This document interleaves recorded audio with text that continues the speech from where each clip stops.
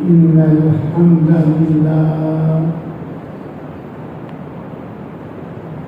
نحمده ونستعينه ونستغفره ونعوذ بالله من شرور أنفسنا ومن سيئات أعمالنا من يهد الله فلا مضل له ومن يضلل فلا هادي له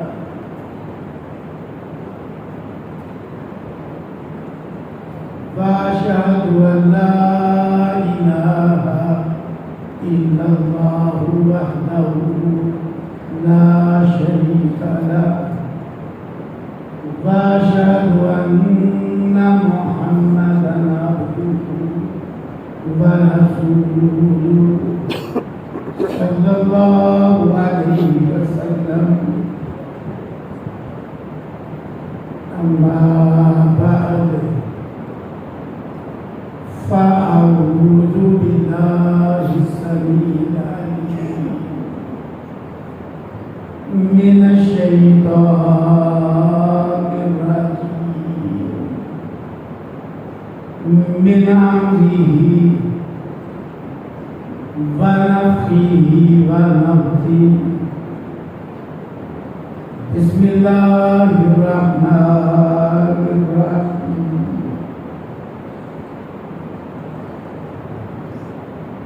إلا تنصروه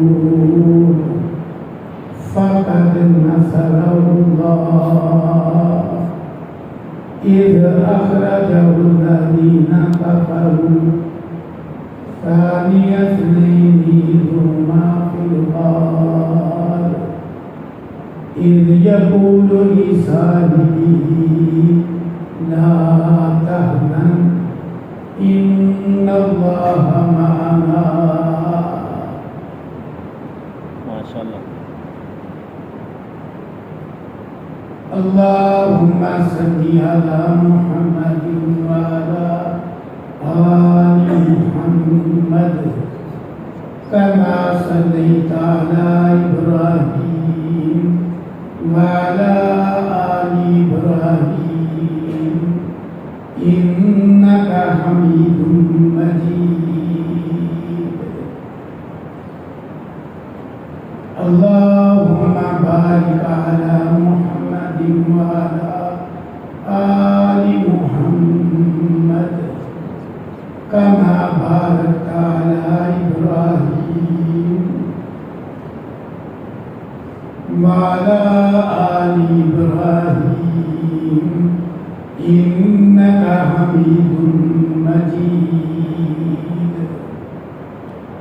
رب اشرح لي صدري ويسر لي أمري واحلل عقدة من لساني يفقهوا قولي. رب أوزعني أن أشكر نعمتك التي أنعمت علي وعلى والدي وأن أعمل صالحا ترضاه وأصلح لي في ذريتي إني تبت إليك وإني من المسلمين.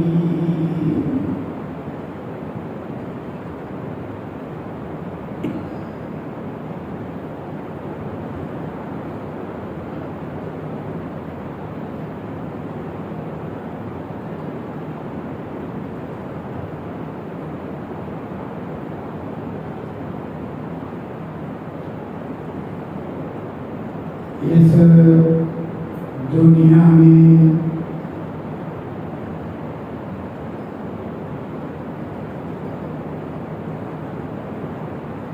اللہ رب العزت کے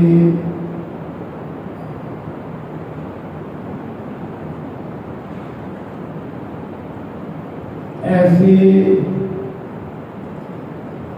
عظیم المرتبت کثیر المناقب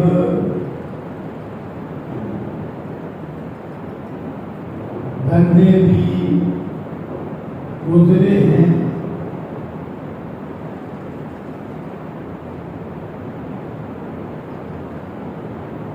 کہ جن کے فضائل و مناقب اس لیے نہیں بیان کیے جاتے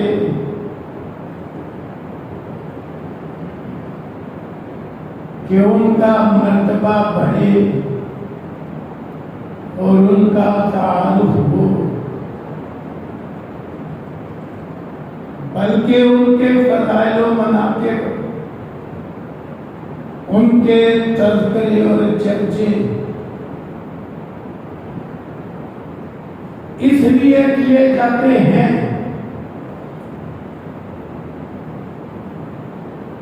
کہ ان کے فضائل و مناقب بیان کرنے میں فضائل و مناقب بیان کرنے والوں کے لیے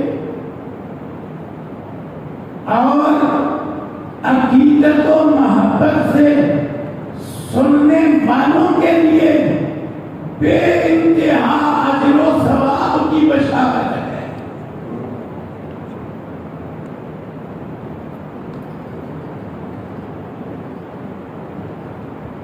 ایسی ہی شخصیات میں سے ایک عظیم المرتبت شخصیت، ایک کثیر الفضائل مرد مومن،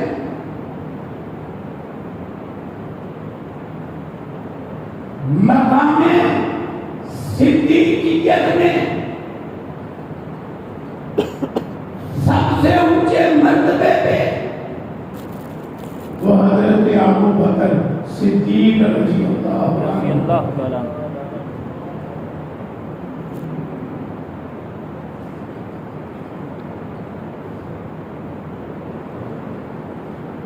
کہ جن کے متعلق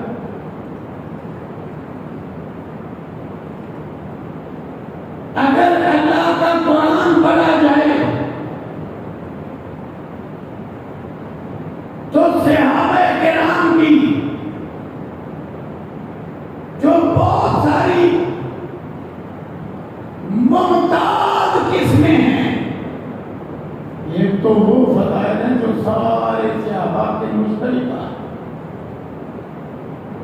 لیکن کچھ قسمیں ایسی ہیں صحابہ کرام رضی اللہ عنہم کی جو صحابہ میں سے ممتاز ہیں، منفرد ہیں، خصوصی مقام رکھنے والے ہیں۔ ان خصوصی مقام رکھنے والے صحابہ میں بھی برسر فہرست حضرت ابو بکر صدیق رضی اللہ عنہ کا نام ہے۔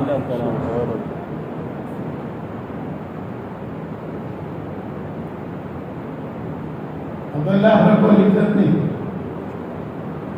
قرآن کریم میں مختلف انداز میں فضائل صحابہ بیان کرتے ہوئے السابقون کا تذکرہ فرمایا کہ ایمان میں، دخول اسلام میں سبقت لے جانے والے ان السابقون میں بھی برسر فہرست حضرت ابو بکر صدیق رضی اللہ عنہ کا نام ہے۔ کیسے اٹھاؤ سے یہ بخاری ایک دفعہ حضرت عمر بن خطاب رضی اللہ عنہ اور حضرت ابو بکر رضی اللہ عنہ کے درمیان معمولی تکرار ہو گئی۔ یہ معمولی تکرار انسانی زندگی کا حصہ ہے، عظیم سے عظیم لوگوں میں بھی ہو جاتا ہے، اسے عیب نہیں کہا جاتا۔ کیوں سمجھیے، یہ تبھی چیز ہے معمولی تکرار ہو گئی۔ حضرت عمر رضی اللہ عنہ اس پر ناراض ہو گئے. حضرت ابو بکر صدیق رضی اللہ عنہ معذرت کرنے کے لیے ان کے دروازے پہ گئے. حضرت عمر بن خطاب رضی اللہ عنہ نے معذرت قبول کرنے کی بجائے دروازہ بند کر دیا.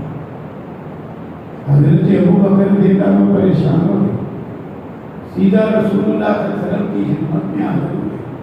عرض کیا اللہ کے رسول صلی اللہ علیہ وسلم میری کسی بات پہ آج حضرت عمر مجھ سے ناراض ہو گئے.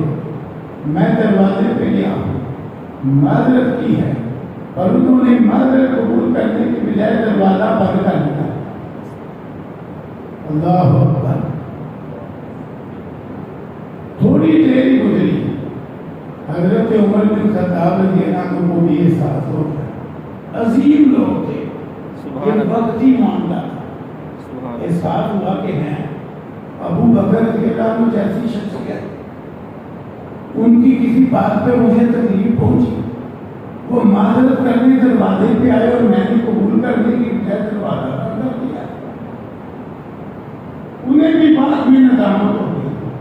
وہ بھی پیچھے رسول اللہ صلی اللہ علیہ وسلم کی خدمت میں جا پہنچے. جا کے اب معذرت شروع کر دی.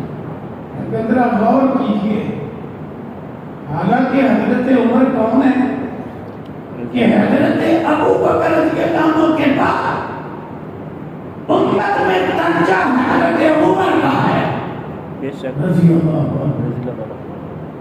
لیکن حضرت ابو بکر کا مقام اپنی ہے. جب رسول اللہ صلی اللہ علیہ وسلم نے یہ کیفیت دیکھی اتنا ڈانٹا حضرت عمر رضی اللہ عنہ کو آج اتنا درجے کا کیا گزرا شخص کس منہ سے حضرت ابو بکر رضی اللہ عنہ کی گستاخی کرتا ہے. رسول اللہ صلی اللہ علیہ وسلم کو تو یہ برداشت نہیں ہوا کہ حضرت عمر جیسا عظیم انسان بھی حضرت ابو بکر کو ناراض کرے. اتنا ڈانٹا حضرت ابو بکر رضی اللہ عنہ نے کہنا شروع کر دیا کہ اللہ کے رسول صلی اللہ علیہ وسلم میری بھی غلطی تھی بولنا شروع کر دیا میری بھی غلطی تھی. لیکن رسول اللہ صلی اللہ علیہ وسلم ڈانٹتے چلے گئے اور فرمایا حالانتم تعلمونی صاحبی ابا بکر. لوگوں کیا تم میرا چہرہ دیکھ کے میرے ساتھی ابو بکر کو چھوڑ نہیں سکتے؟ سبحان اللہ. تم اسے ناراض نہ کیا کرو. پھر آپ نے سمجھ جانے کی سبقت میں سب سے برسر فرشتوں نے کی. میں ایک وقت تھا کہ جب میں اللہ کی طرف سے حق لے کے آیا تم سب نے کہا کہ محمد صلی اللہ علیہ وسلم تم جھوٹ کہہ رہے ہو. اور ابو بکر نے کہا ہے محمد آپ سچ کہہ رہے ہیں. سبحان اللہ. لہذا اگر قرآن کریم السابقون کا شان پڑھیں گے تو السابقون میں برسر فہرست کون آئیں گے؟ حضرت ابو بکر رضی اللہ عنہ. پھر قرآن کریم میں السابقون کے بعد دوسرا درجہ صحابہ میں جسے بڑا اونچا قرار دیا گیا ہے وہ المہاجرین کا ہے. بہت اونچا درجہ ہے المہاجرین کا. لیکن اس درجے میں بھی جتنے مہاجرین ہیں ان میں برسر فہرست ہوں گے تو حضرت ابو بکر صدیق رضی اللہ عنہ. کیوں؟ صبر ہجرت کے واقعے سے جو طاقت حضرت ابو بکر رضی اللہ عنہ کو حاصل ہوا ہے وہ کسی کے حصے میں آئے نہیں. جب ہجرت کا اعلان ہو گیا مہاجروں کے اولین قافلے روانہ ہونے لگے. ابو بکر صدیق رضی اللہ عنہ بھی دربار نبوت میں آئے. عرض کیا اے اللہ کے رسول صلی اللہ علیہ وسلم مجھے اجازت دیجیے میں بھی اولین ہجرت کرنے والوں میں روانہ ہو جاؤں. آپ فرماتے ہیں ابو بکر تم ٹھہر جاؤ تب جانا جب مجھے اجازت ملے. سبحان اللہ. حضرت ابو بکر رضی اللہ عنہ سمجھتے تھے کہ شاید رسول اللہ صلی اللہ علیہ وسلم نے ہجرت نہیں کرنا یہ لوگوں کو حکم ہے اس لیے اجازت نہیں آئی. لیکن آپ نے کیا فرمایا ابو بکر تم ٹھہر جاؤ، جب مجھے اجازت ملے گی تم میرے ساتھ ہجرت کرنا۔ اللہ یہ شرف اور کسی کو نہیں، بے شک ہجرت کے بارے آپ نے اور کسی سے نہیں فرمایا ٹھہر جاؤ تم میرے ساتھ ہجرت کرنا، نہیں، یہ اجازت نہیں ہوتی۔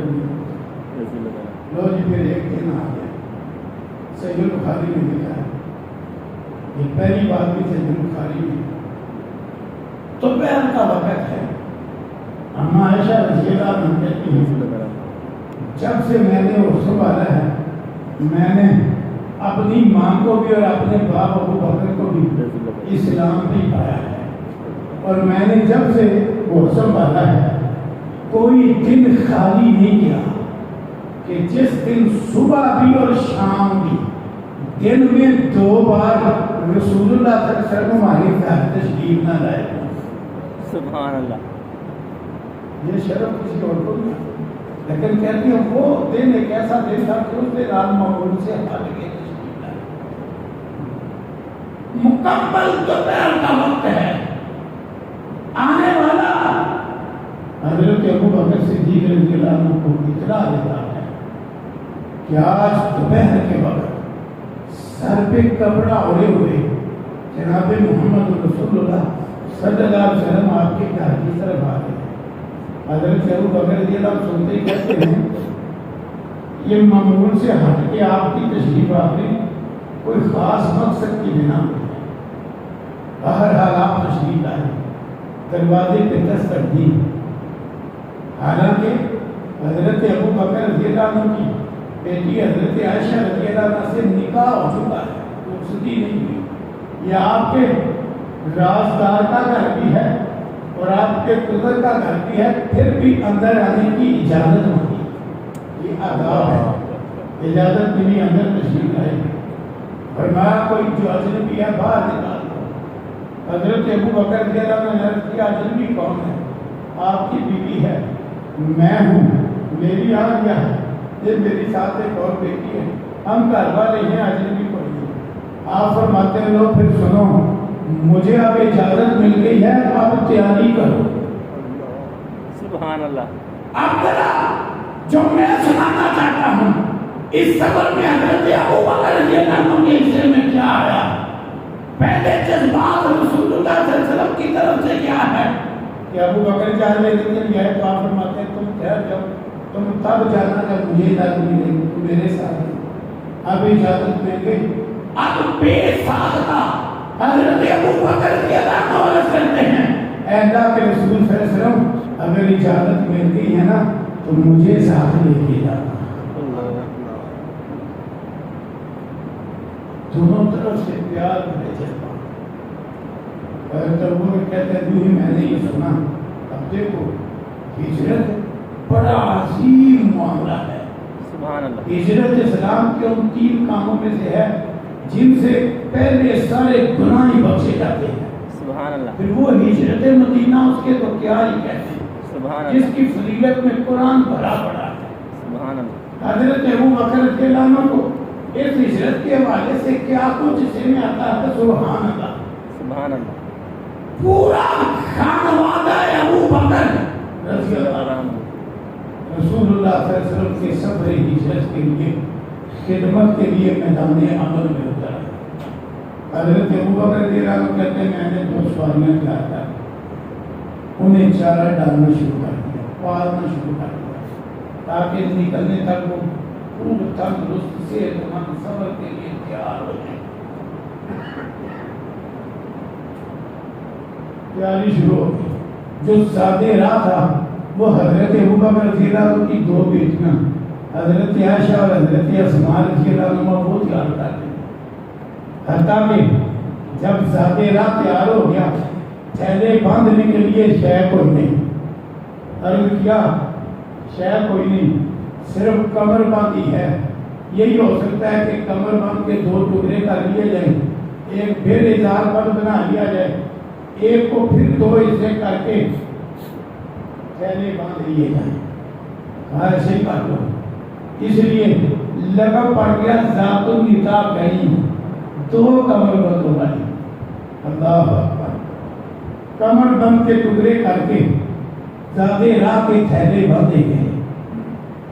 رسول اللہ صلی اللہ علیہ وسلم نے طے کر لیا, ایک راستہ بتلانے والا بھی تیار کر لیا گیا, سواریاں اس کے حوالے کر دی گئی. خود رسول اللہ صلی اللہ علیہ وسلم مدینے جانے والی معروف شاہراہ چھوڑ کے جو مخالف سے نمٹارے سور ہے, آپ اور ابو بکر رضی اللہ عنہ ادھر کا رخ کر دیتے کہ یہاں ہم 3 راتیں ٹھہریں گے, پیچھا کرنے والے تو ادھر پیچھا کریں گے جو معروف راستہ ہے, ہم ادھر محفوظ رہیں گے. 3 راتوں کے بعد نکلے. وہ جو راستہ بتلانے والا تھا اس سے طے ہو گیا کہ 3 دن بعد تم نے تاریکی میں غار ثور کے قریب پہنچ جانا. اب ذرا غور کیجیے, رسول اللہ صلی اللہ علیہ وسلم اور ابو بکر رضی اللہ عنہ دونوں غار ثور پہ چڑھتے ہیں. بڑے بڑے جوان چڑھتے ہوئے ہمت آ جاتے ہیں. پھر غار کا منہ اتنا تنگ ہے کہ تقریباً لیٹ کے داخل ہوا جا سکتا ہے. پہلے حضرت ابو بکر کے نام داخل ہوتے تاکہ اگر کوئی موذی شے ہو اس سے نمٹ لیا جائے. غاروں میں بچھو, سانپ, اس طرح کی چیزیں ہوتی, سارے سوراخ خطرے والے بند رہتے ہیں. پھر رسول اللہ صلی اللہ علیہ وسلم کو اندر بتایا, دونوں اندر ہیں.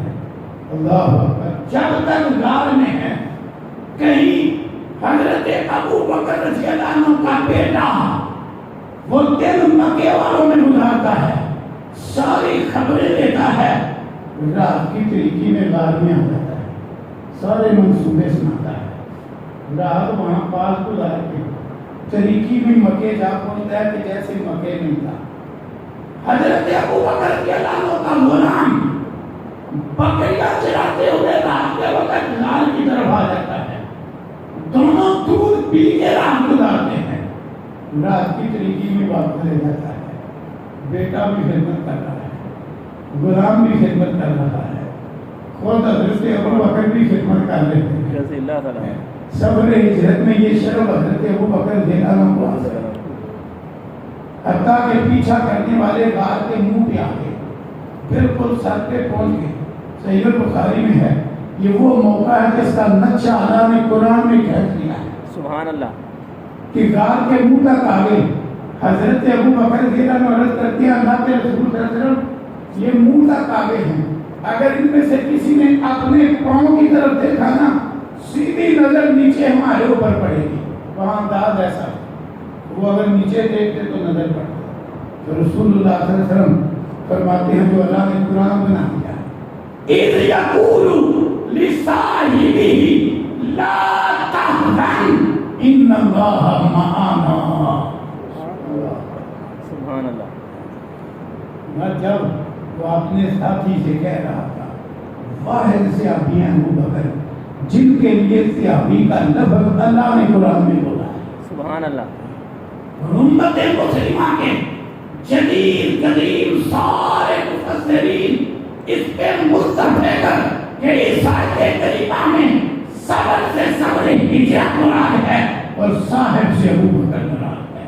سبحان اللہ. رضی اللہ اذ یقول لصاحبہ لا تحزن, جب وہ اپنے ساتھی سے کہہ رہے ہیں غم نہ کر, ان اللہ معنا, اللہ ہمارے ساتھ ہے. حضرت موسیٰ علیہ السلام کے ساتھ قوم پریشان ہوئی, جب دیکھا کہ دریا آ گیا ہے, پیچھے فرعون کی فوج غبار اڑاتی آ رہی ہے, پریشانی کا علاج کیا, موسیٰ ہم کو پکڑیں گے. تو حضرت موسیٰ علیہ السلام نے کیا کہا, کلا ہم کبھی بھی نہیں پکڑیں گے. کیوں؟ ان معی ربی, میرے ساتھ میرا رب ہے. حضرت موسیٰ کے صاحب میں سے کسی کو یہ شان حاصل نہیں ہوئی کہ موسیٰ علیہ السلام اس معیت میں ان میں سے کسی کو ساتھ کرے. کیا کہتے ہیں, میرے ساتھ میرا رب ہے, بلکہ تقدیم ہے جس کا معنی ہے صرف میرے ساتھ میرا رب ہے. اب حضرت ابو بکر کے لیے رسول اللہ صلی اللہ علیہ وسلم کی باری ہے تو کیا کہا, لا تحزن, غم نہ کر, ان اللہ معنا, سبحان اللہ ہمارے ساتھ ہے،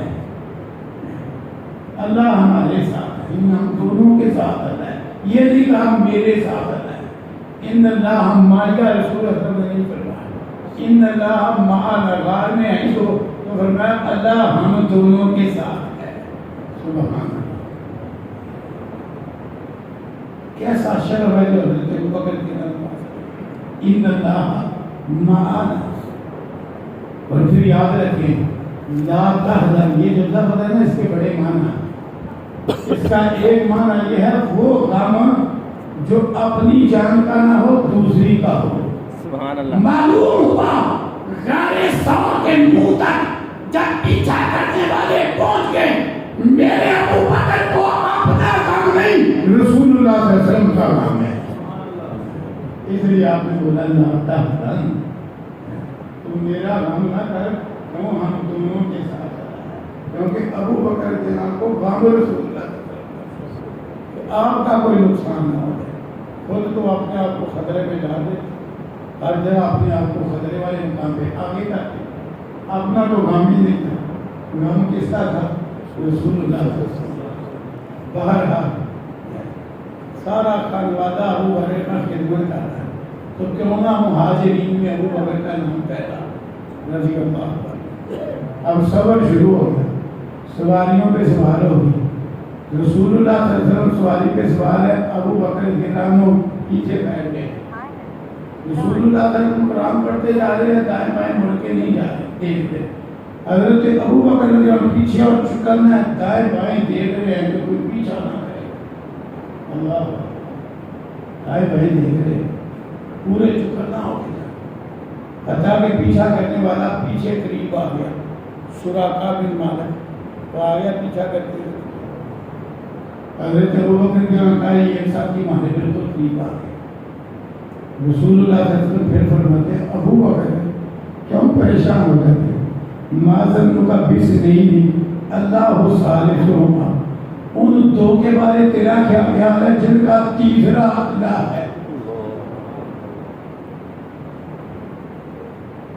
ان دو کے بارے تیرا کیا خیال ہے جن کا تیسرا اللہ ہے، اللہ وہاں بھی ان اللہ مانا، یہاں بھی معذنوں کا بیس نہیں اللہ ہو صالح ہو، پھر ابوبکر رضی اللہ کو شامل کیا، بہرحال وہ پیچھا کرنے والا اس کا گھوڑا ٹھوکر کھا کے گر پڑا، 3 بار ایسا ہی ہوا، تیسری بار انتہائی زیادہ وہ ایسی ٹھوکر کھا کے گرا کہ ٹانگیں زمین میں دھنس گئی، اس نے مشکل سے نکالا اور کہا الامان، میں امن چاہتا ہوں، سے سمجھ آ گئی میں نہیں نقصان دے سکتا، آپ نے امن دے دیا، وہ ہر شے جو پاس کی خدمت کے لیے پیش کر رہا ہے، صحیح بخاری کے الفاظ ہیں کہ دیکھو دن کے ایک ہی ٹائم میں پہلے دشمن بن کے آیا ہے، اب دفاع کرنے والا بن کے جائے، آپ نے کوئی شہر سے اللہ قبول نہیں کیا، فرمایا تو واپس جا،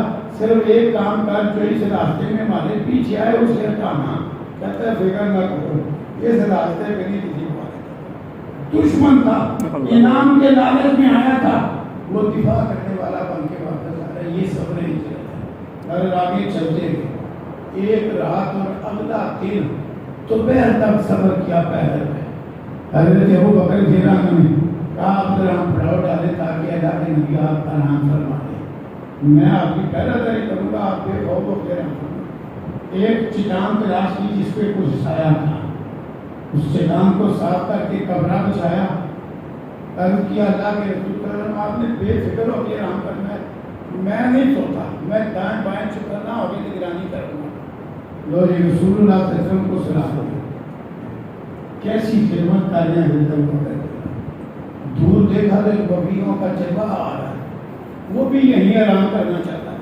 قریب آیا تو اسے پوچھا تیری بکریوں میں دودھ ہے؟ ہاں ہے، کس کی بکریاں؟ فلاں کی، وہ حضرت ابوبکر کا تعلق ڈالا، اب مالک کی طرف سے کسی کو دودھ پلانے کی اجازت ہے؟ غلط کہا اجازت ہے، کہا پھر کھانا جتنا صاف کر برتن میں دودھ دو، اس نے دودھ دھویا، دودھ اب تازہ دھویا جائے گرم ہوتا ہے، گرمی کا وقت تھا، صبر بھی گرمی کا تھا، حضرت ابوبکر نے پانی کا مشکلہ بھی صاف کیا ہوا، ٹھنڈا پانی دودھ کے اوپر ڈالا تاکہ وہ ٹھنڈا ہو جائے.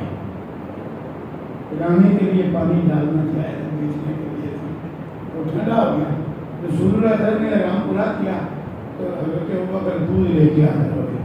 اللہ کے رسول صلی اللہ علیہ وسلم کے دودھ بھی نوش فرما دیں.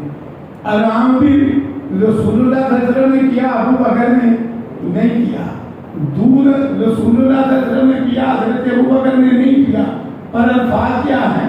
حضرت ابوبکر کہتے ہیں رسول اللہ صلی اللہ علیہ وسلم نے دودھ پیا, میں راضی ہو گیا. پیاس تو ابوبکر بھی نہیں, لیکن کیا کہتے ہیں رسول اللہ صلی اللہ علیہ وسلم نے دودھ پیا, میں راضی ہو گیا. لہذا قرآن کریم میں اور حدیث میں مہاجرین کے جتنے فضائل آئیں گے ان فضائل میں برسر فہرست کون ہوں گے؟ السابقون میں بھی برسر فہرست حضرت ابوبکر. آگے بڑھیے. انصار کی فضیلت قرآن میں, مہاجرین کی انفرادی فضیلت قرآن میں, بیعت الرضوان والوں کی فضیلت قرآن میں. لقد رضی اللہ عن المؤمنین اذ یبایعونک تحت الشجرہ. اللہ ان سارے مومنوں پہ راضی ہو گیا جو ایک درخت کے نیچے اے نبی آپ کے ہاتھ پہ بیعت کر رہے تھے. یہ بیعت الرضوان والے 1400 سے 1500 کے درمیان, جن کی شان کیا ہے؟ ایک یہ شان کہ ان کے بارے میں راضیوں نے کہا اللہ نے اعلان کر دیا, اللہ ان سارے مومنوں سے راضی ہو گیا. یہ نہیں راضی ہو جائے گا, راضی ہو گیا. دوسری فضیلت ان کی بیان کی, اللہ اکبر, کہ اے پیغمبر صلی اللہ علیہ وسلم جب یہ سارے باری باری آپ کے ہاتھ پہ بیعت کر رہے تھے نا, طریقہ یہ ہوتا تھا ایک طرف دایاں ہاتھ دوسروں کا ہوتا, دوسرا آپ کے اوپر اپنا دایاں ہاتھ رکھتا, ایسے بیعت ہوتی تھی. اللہ نے نقشہ کھینچا کہ اے پیغمبر صلی اللہ علیہ وسلم یہ بیعت رضوان والے جب بیعت کر رہے تھے نا, ایک طرف اے نبی تیرا ہاتھ تھا ید اللہ فوق ایدیہم, اور دوسری طرف اے نبی اللہ کا ہاتھ تھا. وہ کیا شرف ہے بیعت رضوان والوں تمہارا کہ تمہارے ایک ہاتھ کی طرف پیغمبر کا ہاتھ, دوسری طرف اللہ کا ہاتھ ہے. اور گواہی کس کی؟ عرش والے کی. پیغمبر کے ہاتھ کے اوپر ہاتھ کی گواہی بھی قرآن دے رہا ہے کہ اے نبی جب تیرے ہاتھ پہ بیعت کر رہے تھے, اور اوپر اللہ کا ہاتھ گواہی ید اللہ فوق ایدیہم. قرآن کریم میں اب اس بیعت الرضوان کی فضیلت میں برسر فہرست کون ہے؟ حضرت ابوبکر رضی اللہ عنہ, کہ وہ بھی اس میں شامل تھے اور ابتدا بھی شامل. اسی طرح اگر صحابہ کرام میں یہ فضیلت دیکھی جائے جو صحیح بخاری کی حدیث میں ہے کہ بدر والوں کی فضیلت بڑی خاص فضیلت ہے, کہ رسول اللہ صلی اللہ علیہ وسلم نے فرمایا اللہ تعالیٰ نے بدر والوں کو قریب ہو کے چاند کے دیکھا اور فرمایا اے معلوم سے تم او بدر کے والیوں جو مرضی عمل کرو میں نے تمہیں بخش دیا. ایک روایت کے الفاظ ہے تمہارے لیے جنت واجب ہو گئی ہے. یہ اللہ کا قریب ہو کے چاند کے دیکھنا, بخشش کا اور دخول جنت کا اعلان کرنا بہت بڑا اعزاز ہے. لیکن اگر بدر کی اس فضیلت میں کوئی برسر فہرست ہے تو وہ کون ہے؟ حضرت ابوبکر صدیق رضی اللہ عنہ, کہ رسول اللہ صلی اللہ علیہ وسلم خیمے میں لمبی دعائیں کرنے پر لگے گئے, لمبی دعائیں کرتے جا رہے ہیں سوال کے ساتھ, یہاں تک کہہ رہے ہیں اللہ اگر تو چاہتا ہے نا کہ آج کے بعد تیری عبادت کرنے والا کوئی نہ ہو, تیری کوئی والا کوئی نہ ہو, تو پھر نہ کرنا مدد کرنا, ہماری مدد کروا. ابوبکر پیچھے سے آئے, اللہ اکبر, رسول اللہ صلی اللہ علیہ وسلم کی کمر مبارک کو ایسے ہاتھ ڈال دیے اور کہا اللہ کے رسول صلی اللہ علیہ وسلم بس کیجئے, آج تو آپ نے اللہ سے مانگنے میں اخیر کر دی ہے, اب میدان میں نکلیے, اب تو اللہ کی مدد اترتی نظر آنے لگی.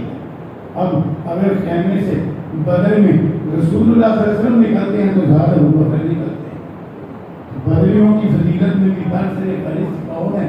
حضرت ابو بکر صدیق رضی اللہ عنہ۔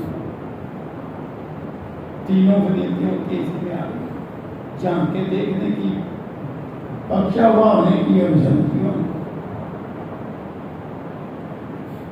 اگر قرآن اس بات کی فضیلت بیان کرتا ہے، اللہ اکبر، میں ایمان والا ہوں کہ نہیں، آپ ایمان والے ہیں کہ نہیں، ہم ایک دوسرے کے گواہ ہیں۔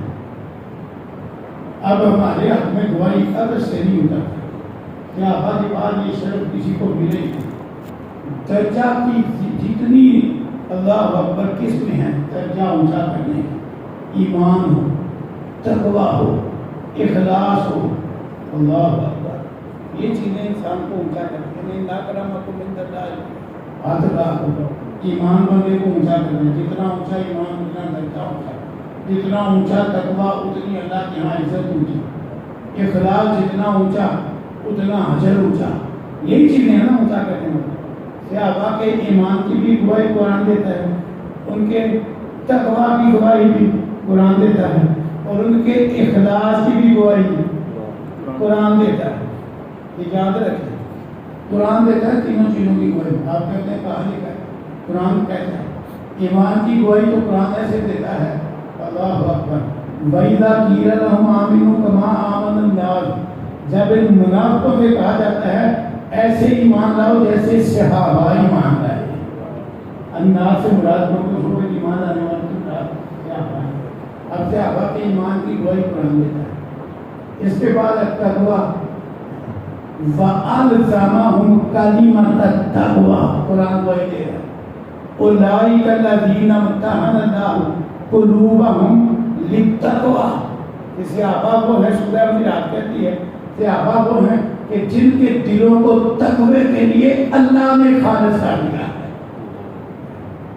ایمان کی بھی گواہی قرآن میں ہو گئی، تقوی کی گواہی بھی قرآن میں ہو گئی، اخلاص کی گواہی بھی قرآن میں ہو گئی۔ تراہم رکعان سجدہ، اور میں تم سے آقا کو دیکھو کہ کبھی رکوع میں کبھی سجدے میں۔ اب رکوع سجدہ اخلاص سے بھی ہو سکتا ہے، دکھلاوے کا بھی ہو سکتا ہے۔ میرا رکوع سجدہ اخلاص کا ہے کہ دکھلاوے کا، یہ اللہ تعالیٰ کو پتہ ہے، ہمارے پاس پر گواہی کوئی نہیں، ایک دوسرے کو بھی پورا نہیں پتا۔ لیکن صحابہ کرام رکوع سجدہ کریں، قرآن نقشہ کہتے اور ساتھ کیا کہتے کہ ان کا یہ رکوع سجدہ دکھلاوے کا نہیں، یبتغون فضلا من اللہ ورضوانا، ان کا رکوع سجدہ خالصتاً اللہ کا فضل لینے کے لیے اور اس کو راضی کرنے کے لیے ہے۔ اخلاص کی گواہی بھی قرآن میں ہوئی صحابہ۔ تو صحابہ کے اگر ایمان کی گواہی قرآن نے دی تو برسر فہرست کون ہے؟ ابو بکر رضی اللہ عنہ۔ اگر ان کے تقویٰ کی گواہی دی تو برسر فہرست کون ہے؟ ابو بکر رضی اللہ عنہ۔ اور اگر ان کے اخلاص کی گواہی دی تو برسر فہرست کون ہے؟ حضرت ابو بکر رضی اللہ عنہ۔ اور پھر آگے بڑھیے، یہ تو قرآن کریم میں سے استدلالات تھے، رسول اللہ صلی اللہ علیہ وسلم کی حدیث و سنت، ابو بکر رضی اللہ عنہ کے فضائل کس انداز میں بیان کریں۔ اللہ اکبر، کہیں رسول اللہ صلی اللہ علیہ وسلم فرماتے ہیں موقع کون سا ہے، موقع کون سا ہے؟ زندگی کے آخری ایام ہیں، زندگی کے آخری ایام ہیں۔ 3 بار آپ نے اٹھنے کی کوشش کیا کہ عشاء کی نماز جا کے پڑھا ہوں، صحیح بخاری میں لکھا ہے 3 بار کوشش کی ہے، 3 بار ہی بیہوشی تاری ہو گئی ہے۔ جب دیکھا کہ اب میں نہیں مسجد میں جا سکتا تو زبان اطہر حرکت میں آئی تو کیا فرمایا؟ مرو ابا بکر فلیصلی بالناس، سبحان اللہ، ابو بکر سے کہو لوگوں کو نماز پڑھا دے رضی اللہ عنہ۔ کہنے والیوں نے کہہ دیا کہ بڑے رقیب القلب ہیں ابو بکر، آپ کی جگہ کھڑے ہوں گے تو لوگوں کو قرات ہی نہیں سنا سکیں گے۔ آپ فرماتے ہیں اور کیا تم یوسف علیہ السلام کے زمانے کی عورتوں کی طرح مجھے ہاتھ سے پھیرنا چاہتی ہو جس طرح وہ کرنا چاہتی تھی؟ نہیں، مرو ابا بکر فلیصلی بالناس، ابو بکر سے کہو لوگوں کو نماز پڑھائے۔ حتیٰ کہ سنن بھی دوست کی اگر روایت میں یہاں تک ہے کہ ان دنوں میں ایک نماز حضرت ابوبکر کے ہوتے ہوئے حضرت عمر نے پڑھا دی نرجم کی بیماری کے علاج میں. ابو داؤد کے تابوت سنا اٹھا کے دیکھو پڑھا دی رسول اللہ صلی اللہ علیہ وسلم نے آواز سنی پتہ چلا ابوبکر کے ہوتے ہوئے وہ کسی عام صحابی نے نہیں کس نے پڑھائی ہے عمر رضی اللہ عنہ نے نماز پڑھا دی. آپ نے فرمایا ابو بکر کو آگے امام بنا کے دہراؤ نماز. کس کو مل رہا ہے حضرت ابو بکر کو. پھر زندگی کا آخری دن ہے فجر کی نماز ہے. ابو بکر مصلی امامت کے ہیں صحابہ سارے پیچھے ہیں. رسول اللہ صلی اللہ علیہ وسلم اپنے حجرہ مبارکہ کا پردہ ہٹاتے ہیں. قریب تھا کہ صحابہ نماز ہی چھوڑ بیٹھے کیوں کچھ دن بیت چکے تھے. صحابہ کے دلوں میں اللہ کے پیغمبر کی جو محبت تھی وہ بیان نہیں ہو رہی. رسول اللہ صلی اللہ علیہ وسلم کا چہرہ کہ دیکھا میری زندگی میں امت ابو بکر کے پیچھے جمع ہو گئی ہے. آپ کا چہرہ خوشی سے ایسا چمکا. صحابہ جب بڑی خوبصورت کی چیز کی تشبیہ دیتے نا تو بھائی کیا کرتے تھے کہ انہیں قرآن سے پیار کرا تھا کہتے قرآن کے برکے کی طرح. تو کہتے ہیں رسول اللہ صلی اللہ علیہ وسلم کا چہرہ اس طرح چمک رہا تھا خوشی سے جیسے قرآن کا برکہ ہوتا ہے. ابو بکر پیچھے ہٹنے لگے کہ شاید اللہ کے پیغمبر آنے لگے. آپ نے اشارہ فرمایا پردہ لٹکا دیا اور آپ پھر آگے تشریف نہیں آئے. یہ آیت مبارکہ کے آخری دن بھی حضرت ابو بکر رضی اللہ عنہ کو تائید کا شرف آتا ہے. پھر حضرت ابو بکر رضی اللہ عنہ کے فضائل کے کیا کہنے کہ زبان نبوت کے الفاظ کیا ہیں. آپ فرماتے ہیں جس کسی نے بھی مجھ پہ کسی انداز میں بھی احسان کیا وقت دیا مال خرچ کیا ہر ایک احسان کا بدلہ میں نے چکا دیا ہے. لیکن ابو بکر کا جو مجھ پہ احسان ہے اس کا بدلہ میں نے نہیں چکایا اللہ ہی چکائے گا. سبحان اللہ. اور یہ لفظ بھی ارشاد فرمائے ان من عمل من ناس الیہ فی مالہ و صحبتہ. ابا بکر مجھ پہ وقت دینے کے اعتبار سے بھی اور مال خرچ کرنے کے اعتبار سے بھی سارے صحابہ میں سب سے زیادہ اگر کسی کا احسان ہے تو وہ ابو بکر کا ہے.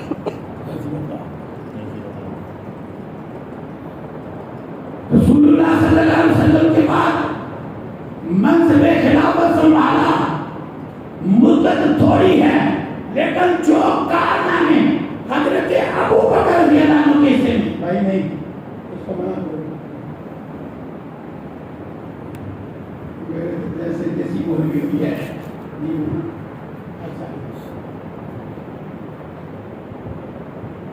خلافت مدت تھوڑی اور جو کارنامے حضرت ابو بکر کے حصے میں آئے نا وہ کسی کے حصے میں نہیں ہے. وہ انہی کا کام تھا انہی کا.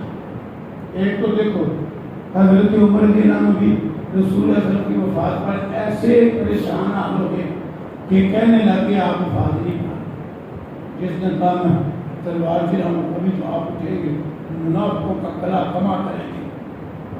نہیں آپ نے وفات پائی یعنی ایسی گھبراہٹ تاری ہو سمجھ نہیں آتی. حضرت عمر نے باقی صحابہ کی حالت اس موقع پہ اگر یہ مت کیا تو کس نے حضرت ابو بکر رضی اللہ عنہ. سبحان اللہ. رسول اللہ صلی اللہ علیہ وسلم کی اس حالت میں زیارت کر کے سیدھا باہر ہے. حضرت عمر پورے چراغ میں بولتے جاتے ہیں بولتے جاتے ہیں. جس نے کہا غلط کہا قسمیں اٹھائے جاتے ہیں. حضرت ابو بکر کہتے ہیں بیٹھے ہوئے قسمیں اٹھانے والے.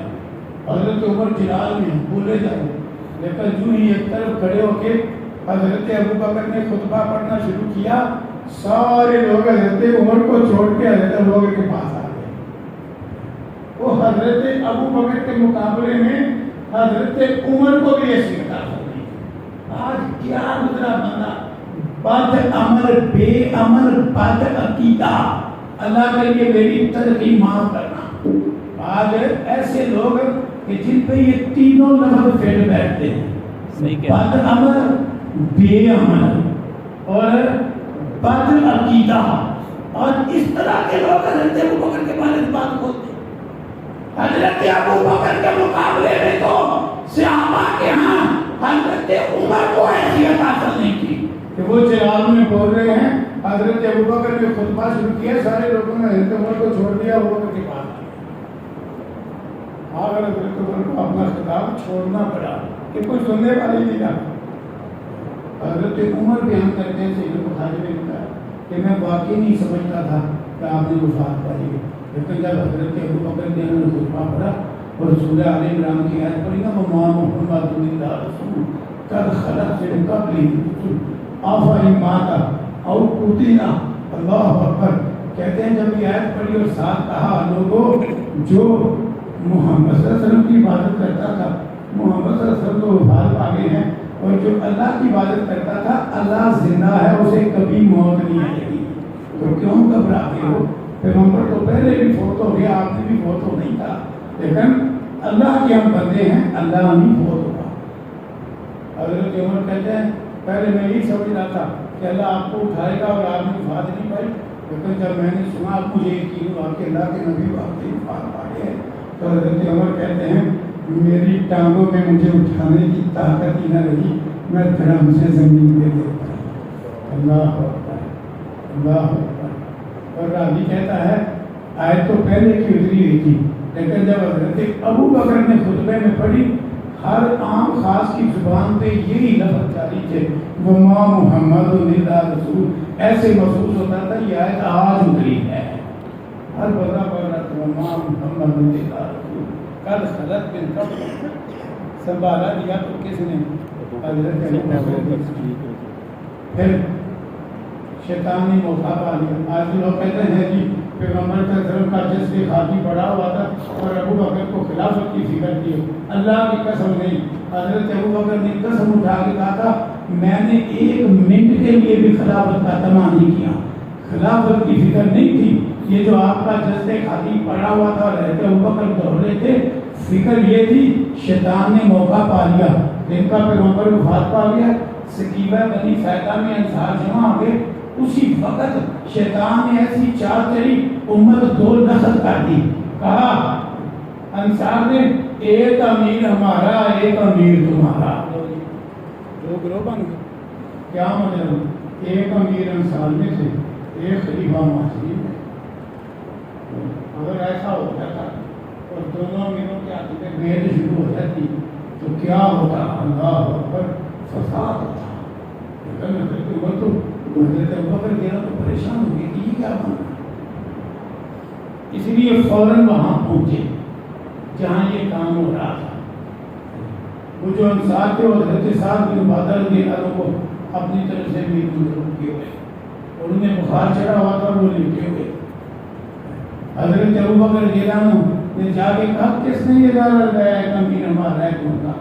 کہا رسول اللہ صلی اللہ علیہ وسلم کا ارشاد گرامی ہے، دیکھو شیطان نے لڑانے کی جو چال چلی، حضرت ابوبکر نے حدیث سنا کے وہ چال ناکام بنا دی، کہا میں نے اپنے پیغمبر صلی اللہ علیہ وسلم کی زبان اندر سے سنا ہے الائمۃ من قریش، خلیفہ قریش میں سے ہو گئے، سبحان اللہ، لہذا ایک امیر ہمارا خلیفہ قریش میں سے اختلاف کو ختم کر دیا کہ یہ بالکل غلط، یہ نہیں ہے نام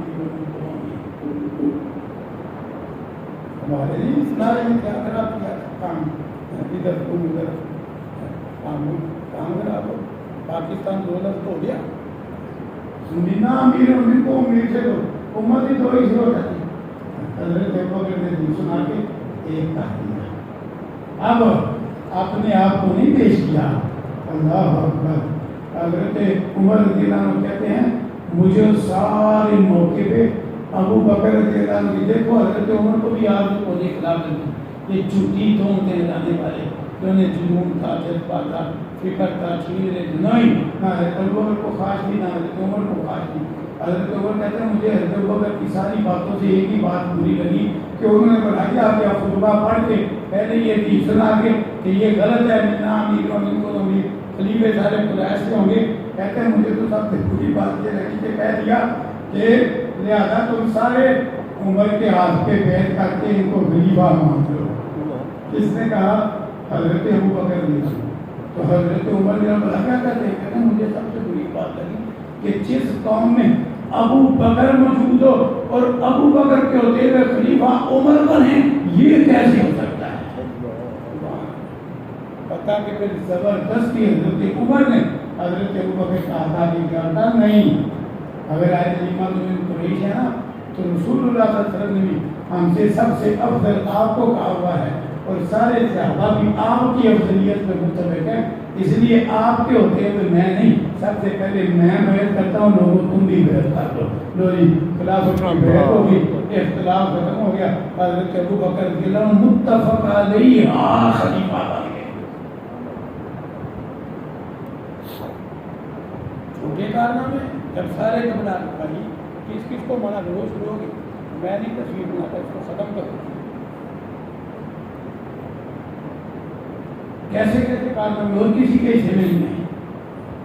پھر دیکھو رسول اللہ صلی اللہ علیہ وسلم اپنی یاد کیا آخری دنوں میں حضرت اسامہ کو امیر مقرر کر کے لشکر روانہ کر دیا، وہ بھی نکلا ہی تھا تو آپ کی وفات ہو، لوگ کہتے ہیں لشکر واپس بلا لو، حضرت لوگ کہتے ہیں یہ کیسے ہو سکتا ہے؟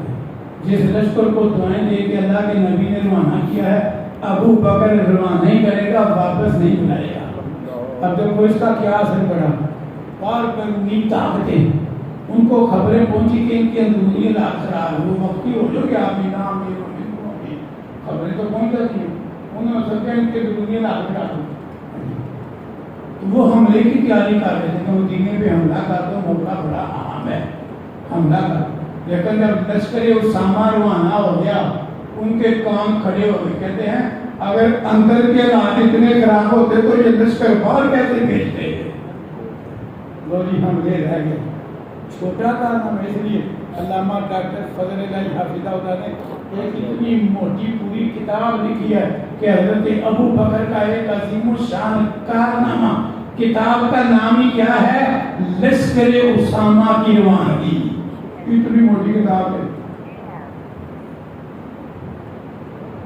پھر لوگ مرتاد ہونے لگے، رسول اللہ کی وفات کی بات، کوئی پورا مرتاد ہو رہا ہے اور کوئی کہہ رہا ہے نہیں باقی تو جینا ہم کریں گے، زکوٰۃ ہم نہیں دیں گے۔ اللہ نے قرآن میں پیش کوئی کی تھی کہ ایک وقت آئے گا لوگ مرتاد ہوں گے تو اللہ ان کے مقابلے کے لیے وہ قوم لائے گا، وہ قوم اللہ سے پیار کرے گی، اللہ ان سے پیار کرے گا۔ تو وہ کون سی قوم آئی؟ وہ قوم آئی جس کی قیادت ابو بکر رضی اللہ عنہ کے ہاتھ میں، مرتدوں کے خلاف جہاد شروع کر دیا تھا، جو پورے مرتد ہوئے ان میں سے بھی بھاری اکثریت طائب ہو گئی، اور جن نے زکوٰۃ سے انکار کیا حضرت عمر کے نام پر بڑھا دیے کہ لوگ کلمہ پڑھتے ہیں آپ جہاد کیسے کریں گے؟ حضرت ابو بکر نے کہا رسول اللہ صلی اللہ علیہ وسلم نے فرمایا ہوا ہے زکوٰۃ مال کا حق ہے، لہذا جو نماز اور زکوٰۃ میں فرق ڈالے گا ابو بکر لڑے گا۔ اللہ کی قسم جانور کے گلے کی ایک رسی جو رسول اللہ صلی اللہ علیہ وسلم کے دور میں زکوٰۃ میں دیتے تھے، ایک رسی بھی روکے گی میں قتال کروں گا۔ جو جزوی مرتاد تھے وہ بھی صحیح مومن بن گئے، جو پورے مرتاد ہو گئے حضرت ابو بکر کی جرأت کرنے سے اور جہاد و قتال کرنے سے وہ بھی صحیح مومن بن گئے، طائب ہو گئے۔ چھوٹا کرنا میں تھوڑی سے مدت خلافت میں، مدت تھوڑی پر یہ بڑے بڑے حضرت ابو بکر رضی اللہ عنہ سے۔ پھر دیکھو حضرت عمر کے نام کی شہادت ہوئی، 4 پہ بھی ان کی میت رکھی گئی ہے۔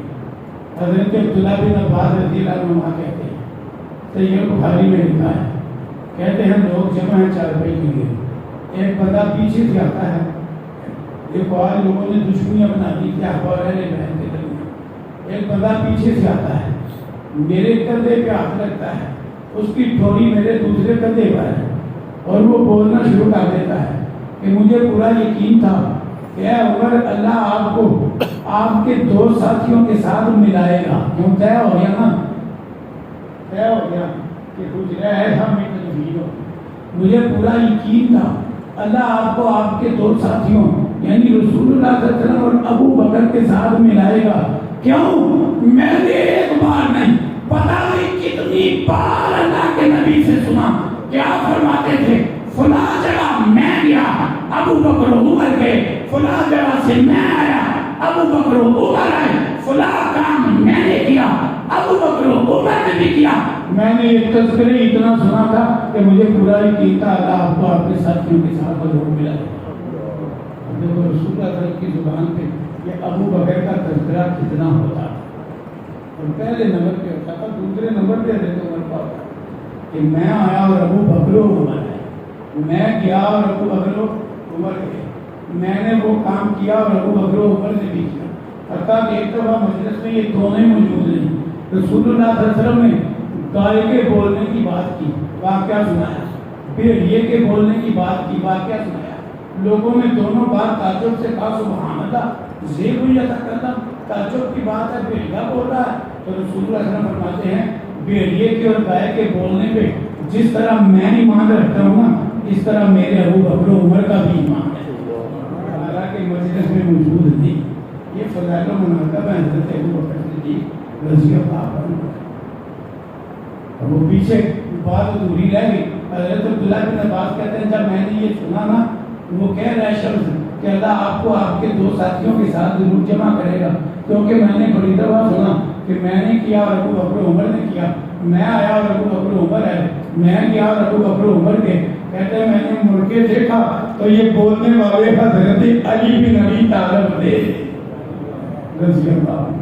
اور اٹھاؤ صحیح بخاری آخری بات، مضمون تو بڑا طویل ہے، حضرت ابو بکر رضی اللہ عنہ کے فضائل کیسے، اہل بیت میں کیسے، محمد بن حنفیہ کون ہے، حضرت علی رضی اللہ عنہ کے بیٹے ہیں، حنفیہ نامی عورت سے ہوئی، یہ حضرت فاطمہ سے نہیں، اس لیے نسبت محمد بن حنفیہ کہتے ہیں سألت ابی، میں نے اپنے ابا جی سے پوچھا، اب بیٹا پوچھ رہا ہے، باپ سے سوال کر رہا ہے، نہ تولیے کی ضرورت ہے نہ تکیے کی،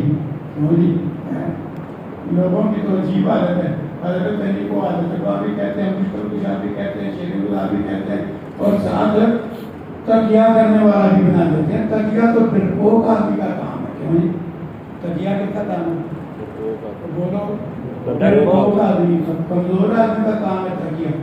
اگر حضرت علی رضی اللہ عنہ جیسے شیر خدا نے بھی تکیہ ہی کرنا ہے تو پھر جرت کس نے کرنا ہے؟ کمال ہو گئی، چراتے ہو تو حضرتبا کہہ دیتے ہو، گراتے ہو تو معاذ اللہ، پھر معاذ اللہ، تکیہ کرنے والا ڈرپوک بنا دیتے، تکیہ تو ڈرپوک کا کام نہیں۔ حضرت علی نے کبھی بھی نہیں تکیہ کیا، تم نے گستاخی کیا حضرت علی۔ حضرت علی رضی اللہ عنہ تھے، جہاں حق کی بات ہوتی تھی، حضرت عثمان رضی اللہ عنہ کا دور خلافت تھا، ان کے سامنے بیٹھ کے بھی بیٹھ کے بھی آپ بولتے تھے۔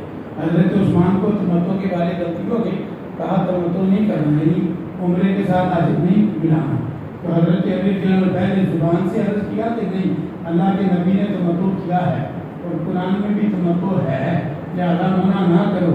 جب حضرت عثمان کی رضی بات ہے، بات چیت کے باوجود صحیح بخاری میں لکھا ہے حضرت علی کو تکیے کی کیا ضرورت ہے، سامنے بیٹھ کے کہتے ہیں لو، پھر آپ منع کرتے ہیں، کرتے رہے، احرام اڑا اور کہا لبیک بالحج والعمرہ، یا اللہ میں تو حج عمرہ دونوں کے لیے حاضر ہوں۔ سبحان اللہ۔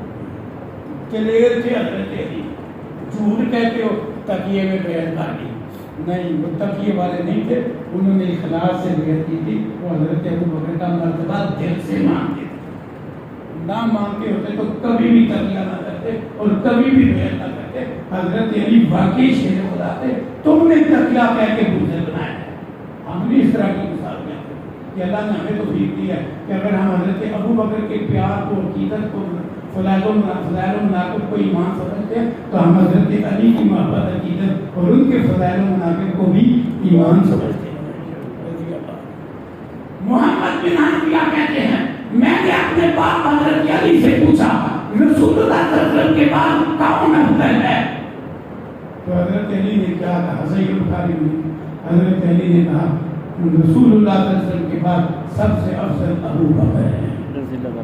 محمد بن حنفیہ کہتے ہیں بیٹے ہیں، پھر کون؟ کہا پھر عمر بن خطاب ہیں رضی اللہ عنہ۔ کہتے ہیں میں نے سوچا کہ پھر انہوں نے عثمان کا نام لے، اپنا نام لے ہی رہے، میں نے سوال کا انداز اور اسلوب بدل دیا، میں نے کہا پھر آپ، تو حضرت علی عرض کرتے ہیں میں تو عام مسلمان ہوں۔ یہ تکیہ نہیں تھا، ٹھیک ہے یہ ان کا عام مسلمان کہنا ان کی کثر بخشی ہے، لیکن یہ جو پہلی باتیں تھی تکیہ نہیں تھی، یہ حق بیانی کی وہ حضرت ابوبکر کا اور ان کے بعد حضرت عمر کا مقام و مرتبہ دل سے مانتے تھے، اس لیے بیٹے کے سامنے سچی گواہی دی کہ کون افضل ہے، ابوبکر، پھر کون افضل ہے، عمر رضی اللہ۔ اللہ تعالیٰ ٹھنڈے دل سے انتظار المنافق کو غور کے ساتھ سمجھ کے قبول کرنے کی توفیق عطا فرمائے۔ اسی صحابہ کی عظمت اور فضیلت والے، محبت و عقیدت والے عقیدے پہ ہم قائم رہیں، اسی پہ ہمارا خاتمہ ہو۔ اللہ تعالیٰ عام سے عام صحابی کے معمولی سے معمولی ذرہ برابر بغض سے بھی اللہ ہمیں پاک اور محفوظ رکھے۔ وآخر دعوانا ان الحمد للہ رب العالمین۔